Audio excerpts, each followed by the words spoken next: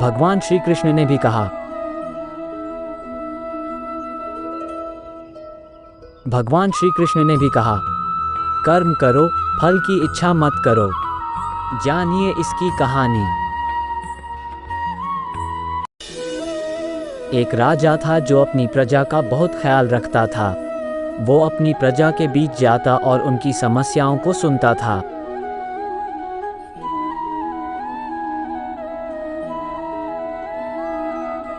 वो कोशिश करता था कि वो उनकी समस्याओं को दूर कर सके। उसकी कर्तव्यनिष्ठा के चर्चे दूर दूर तक फैले हुए थे।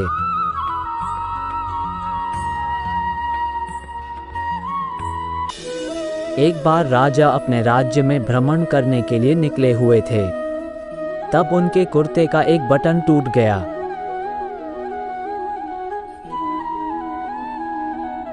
ये देख राजा ने अपने मंत्री तो तुरंत बुलाया और उसे आदेश दिया कि वो गांव से एक अच्छे दर्जी को बुला लाएं जो उनके कुर्ते का बटन लगा दे।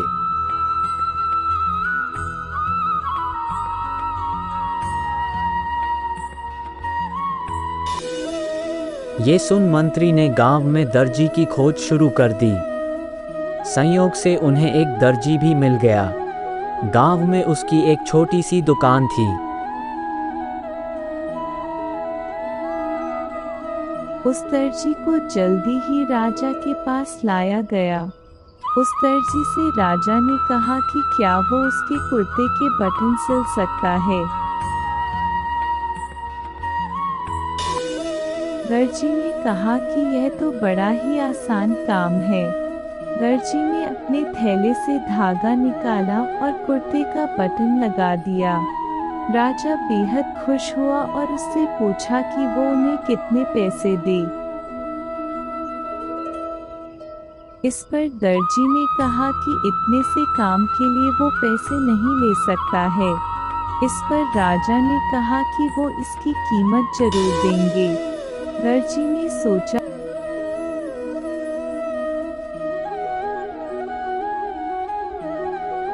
रोज के 2 रुपये मांग लेता हूँ।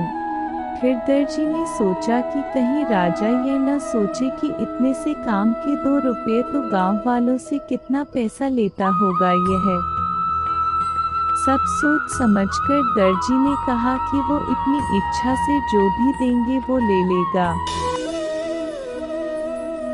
यह सुन राजा ने अपनी हैसियत के मुताबिक उसे 2 गांव देने का फैसला किया।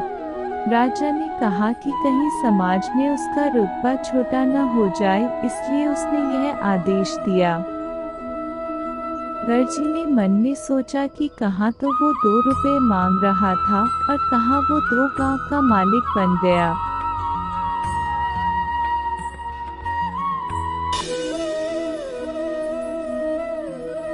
सीख, इस कहानी से हमें ये सीख मिलती है कि हम सभी अपनी क्षमता के अनुसार सोचते हैं, लेकिन भगवान हमें अपने हिसाब से सब कुछ देते हैं।